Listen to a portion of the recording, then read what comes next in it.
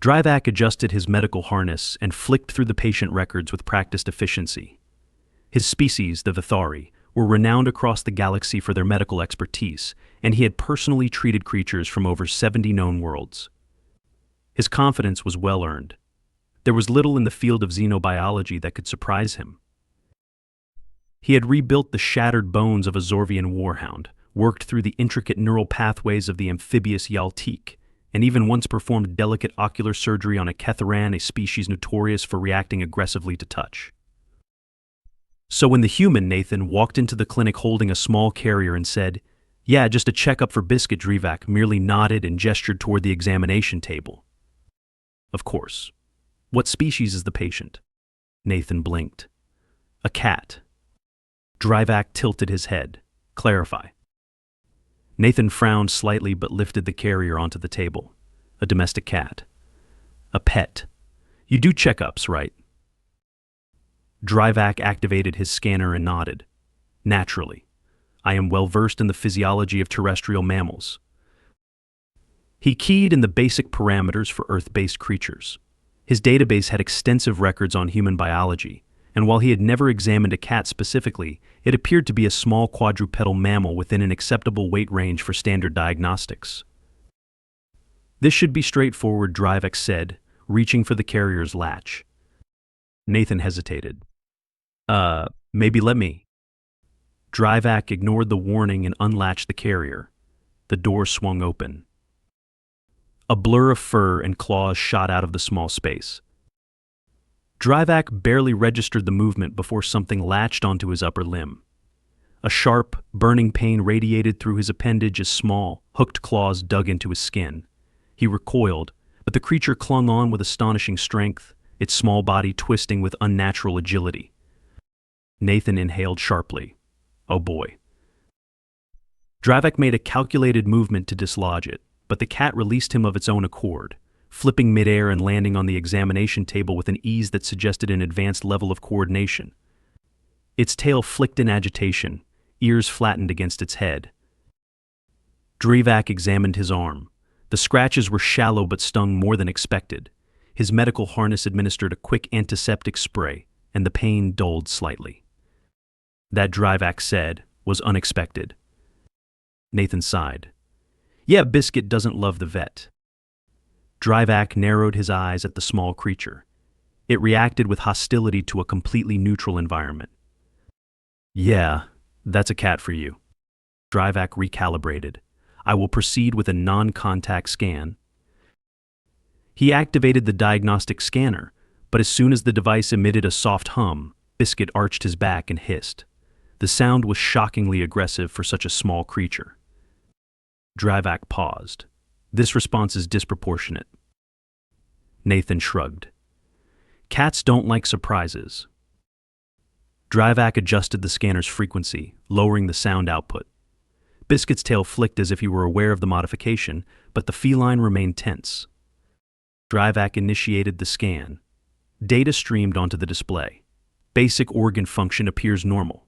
Cardiac rhythm stable. Respiratory rate within acceptable parameters. Biscuit growled. Drivak frowned. This hostility is unwarranted. There is no physical distress. Nathan chuckled. Yeah, but Biscuit doesn't know that. Drivak considered this.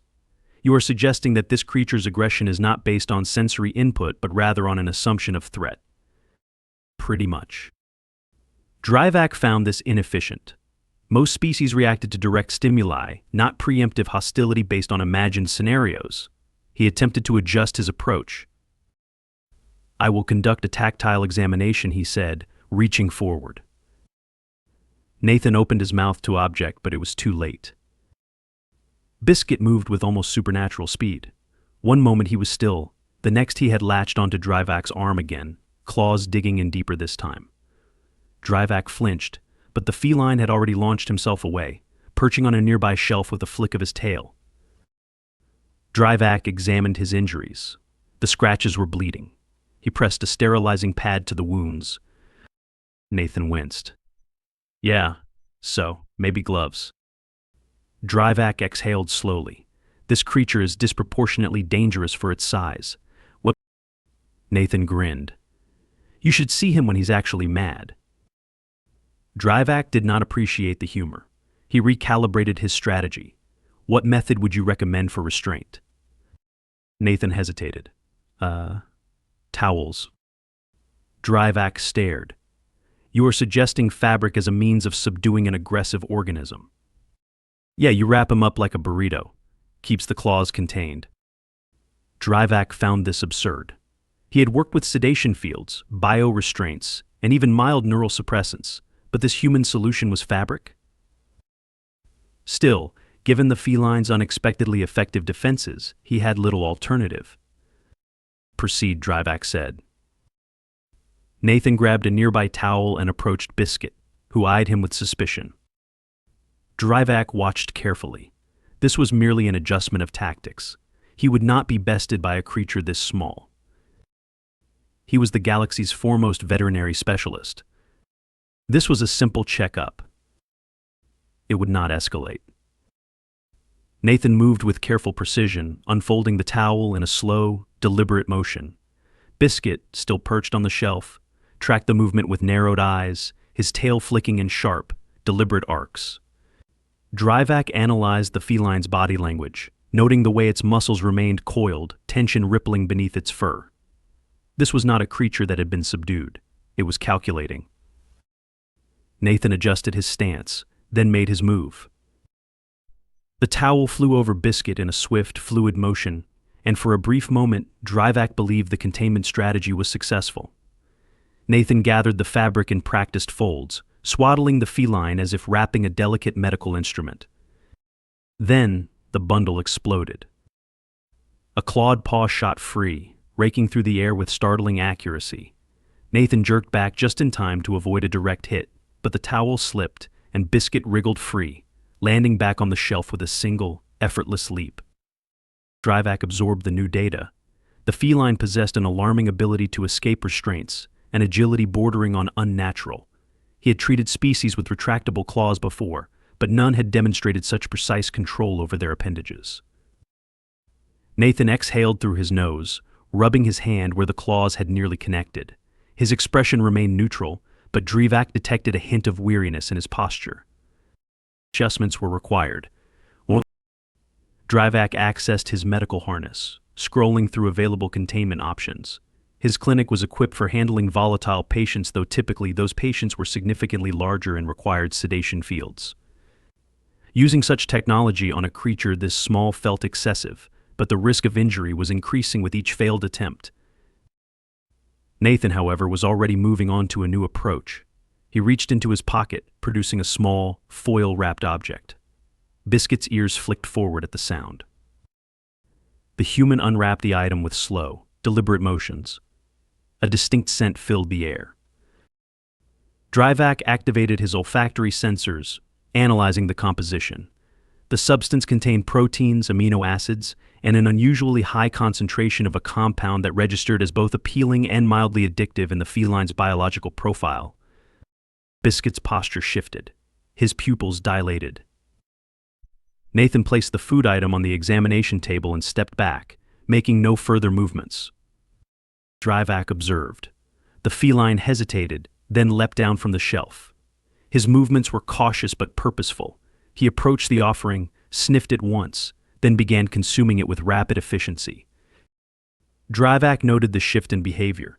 The aggression had temporarily subsided, replaced by focused consumption. The human had introduced a reward-based distraction technique, effectively redirecting the feline's attention. Time was limited. Drivak activated the non-contact scanner once more, adjusting the frequency to minimize auditory output. Biscuit's ears flicked in mild irritation, but he remained engaged with the food, allowing the scan to proceed. Heart rate stable. The respiratory function normal. Muscle density high for size category. Reflex response extreme. Drivak completed the scan, reviewing the data. The feline's physiological structure was well maintained, though there were minor indications of past injuries, small, healed fractures consistent with falls or impacts. Nathan watched the process unfold, arms crossed. Drivak deactivated the scanner. Preliminary analysis indicates optimal health status. Nathan nodded. Good to hear. Biscuit finished the treat and licked his paw, seemingly unaware of the examination he had just undergone. Drivak recalibrated his assessment of human-animal interactions. The feline had not been subdued through force but through psychological conditioning. Nathan had anticipated the creature's responses, adjusting his approach accordingly. Drivak considered this strategy. It was inefficient by standard medical protocols but undeniably effective within its specific parameters. Nathan reached out, scratching Biscuit behind the ears. The feline leaned into the touch, purring softly. Drivak recorded the sound, low-frequency vibrations associated with relaxation. It was a stark contrast to the previous aggression. The examination was complete. Biscuit had not been restrained, nor had he been coerced. He had simply been distracted long enough for the procedure to take place. Drivak acknowledged the ingenuity of the approach. Perhaps he still had more to learn. Drivak deactivated the scanner and saved the results to his medical log. There was no denying it, the feline was in excellent health, despite its absurd hostility. He had expected complications, unfamiliar anatomy, metabolic irregularities, perhaps even a unique pathology, but nothing could have prepared him for the sheer unpredictability of its behavior. Nathan was already reaching for the carrier, his posture relaxed now that the examination had concluded. Biscuit, apparently content after consuming the treat, remained seated on the table, licking a paw with the kind of casual indifference that Drivak found almost insulting. Drivak recalibrated his assessment of the encounter. The feline had not been subdued, nor had it been convinced to cooperate through any conventional means. Instead, Nathan had diverted its attention in a way that circumvented direct conflict. It was an approach Drivak had never considered, and he wasn't sure whether to classify it as strategic brilliance or sheer human stubbornness. Nathan tapped the side of the carrier lightly. Biscuit flicked an ear but made no move to enter. Drivak observed, curious to see how the human would handle this new challenge. The examination was complete, but the task of returning the feline to its enclosure presented an entirely different problem. Nathan crouched slightly, adjusting his stance as if preparing for a delicate maneuver. He reached into his pocket, producing another small treat. Biscuit's ears twitched, but he did not immediately react. Drivak noted the feline's posture alert but not aggressive. The human shifted his weight, subtly guiding the treat toward the carrier's entrance without making any sudden movements. Biscuit stared at the offering, then at Nathan. There was a long pause. Then, in a motion so fast it was nearly imperceptible, Biscuit snatched the treat and darted in the opposite direction, leaping onto a nearby counter. Nathan exhaled sharply, rubbing his forehead. Drivak considered offering assistance, but given his previous encounters with the feline, he doubted his presence would be beneficial. Nathan straightened and adjusted his approach. He moved to the other side of the counter, placing the carrier on a lower surface. He did not attempt to grab Biscuit directly. Instead, he reached for an object on the counter, a small, soft-textured cloth that had apparently been included with the carrier. Drivak observed as Nathan draped the cloth over his hand before extending it toward Biscuit. The feline stiffened but did not immediately retreat. Drivak recorded the interaction, noting the shift in body language. Nathan was not forcing the cat into compliance. Instead, he was allowing it to assess the situation on its own terms. Biscuit sniffed the cloth, hesitated, then finally stepped onto Nathan's arm. Drivak watched as the human moved with careful precision, lifting the feline and guiding him toward the carrier without applying excessive pressure. Biscuit resisted for a brief moment, but once inside, he settled without further protest. Drivak updated his analysis. Nathan's approach was not based on dominance or coercion, but on gradual acclimation. The human understood that forcing the feline into submission would only escalate resistance.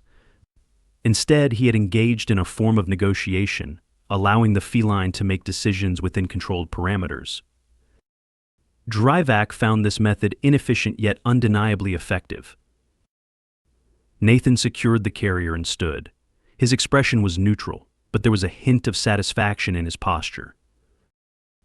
Drivak considered his next words carefully. There was little point in disputing the results. Biscuit had been examined and contained, albeit through unconventional means. Nathan adjusted the carrier strap. Drivak processed his thoughts, then finally spoke.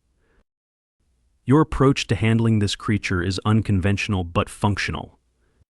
Nathan smirked. Drivak continued. I will need to reassess my methodology regarding terrestrial mammals. Nathan's smirk widened slightly. Drivak ignored the expression and recorded the final notes on the examination. The encounter had been far more complex than anticipated, but the results were undeniable. The feline had not been subdued, but it had been managed.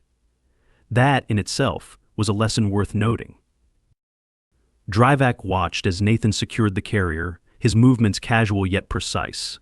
Biscuit, now contained, regarded them both with an expression that, despite the feline's alien physiology, could only be described as smug. The examination was over. The battle had been fought. Drivak had acquired data, experience, and several minor wounds. He should have been content. Yet something unsettled him. Nathan, seeming to sense Drivak's lingering thoughts, tilted his head.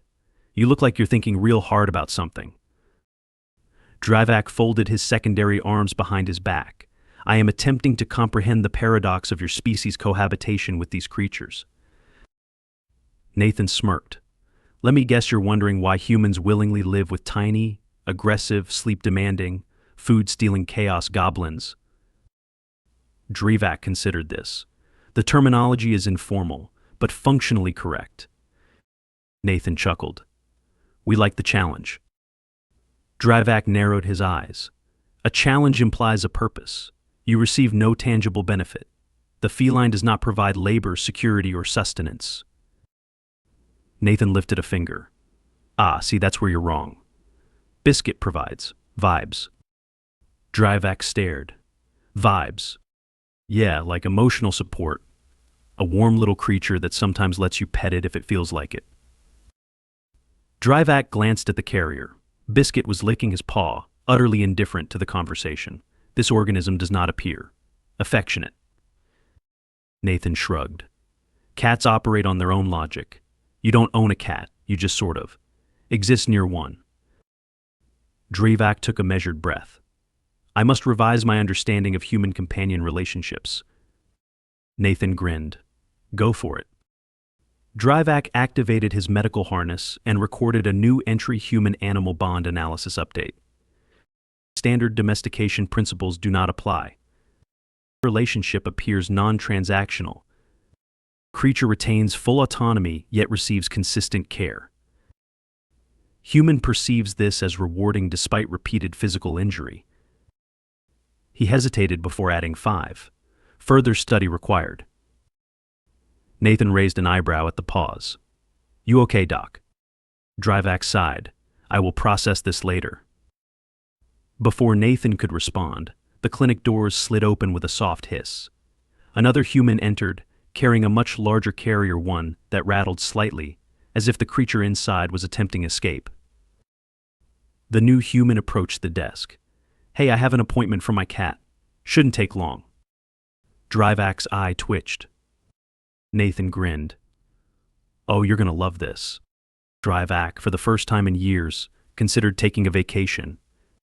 Drivak's secondary arms twitched as he stared at the new arrival. Another human, another feline, another impending disaster. He exhaled through his respiratory vents, straightening his posture. He was a professional, the foremost xenoveterinary specialist in this sector. He had handled creatures the size of starships, venomous reptiles with psychic aggression, and a particularly belligerent 3-headed cyborg lizard from Tarvex 9. He would not be defeated by a species weighing less than 5 kilograms. Another cat, he asked, voice carefully neutral. The new human nodded. Yeah, his name's Tofu. He's mostly friendly. Nathan let out a low, knowing chuckle. Oh man. Good luck, Doc. Drivak ignored him. He had just gathered vital experience. He had adapted. He had learned. He would not repeat past mistakes. Place the carrier on the table, he instructed, stepping back to a safe distance. Do not open it. The human complied. Drivak activated his scanner, adjusting the frequency even further to a near-silent setting. He would not trigger another violent reaction. The scanner hummed softly, casting a gentle glow over the carrier. Then the entire carrier shook. A deep, low growl emitted from within a sound far larger than the feline's body should have been capable of producing. Drivak hesitated. Biscuit had been an anomaly, surely, a statistical outlier. There was no way. The carrier lurched. Drivak took an involuntary step back. Nathan grinned. Yeah, so some cats hate the vet, and some really hate the vet. A loud thump came from inside. Drivak's instinct screamed at him to retreat. He shut them down. He had recalibrated. He was prepared. He reached for a new tool, a reinforced, medically approved containment field. Stand back, he instructed. Nathan and the new human exchanged amused glances but complied. Drivak activated the field. A soft energy barrier shimmered around the carrier, designed to gently contain volatile patients without distress. There was a beat of silence. Then, the carrier door burst open. A blur of white fur exploded into the air, eyes blazing, claws extended. The containment field flickered, then failed. Tofu landed on the examination table in a low, predatory stance, tail puffed to triple its size. He turned his gaze on Drivak, pupils slits of pure malice. Drivak froze. Tofu screeched. Drivak made a tactical decision. I am going on break. He turned and walked out of the examination room. Nathan howled with laughter. The new human sighed. Yeah, I should have warned you. Tofu's a fighter. Drivak didn't turn back. He entered his private office, sealed the door behind him, and rested his forehead against the cool surface. His medical harness automatically sprayed antiseptic on his prior scratches, as if anticipating more. He had spent his entire career mastering medicine, understanding countless species, refining his approach to treatment. And yet he had found his match. Not in the massive, venomous, highly intelligent creatures of the galaxy, but in cats. Drivak exhaled. Perhaps he did, in fact, need a vacation, or at the very least, a specialist for Earth-based creatures. From the other room, Nathan's voice carried through the walls. Yo, Doc, you're missing all the fun. Drivak closed his eyes. He was not paid enough for this.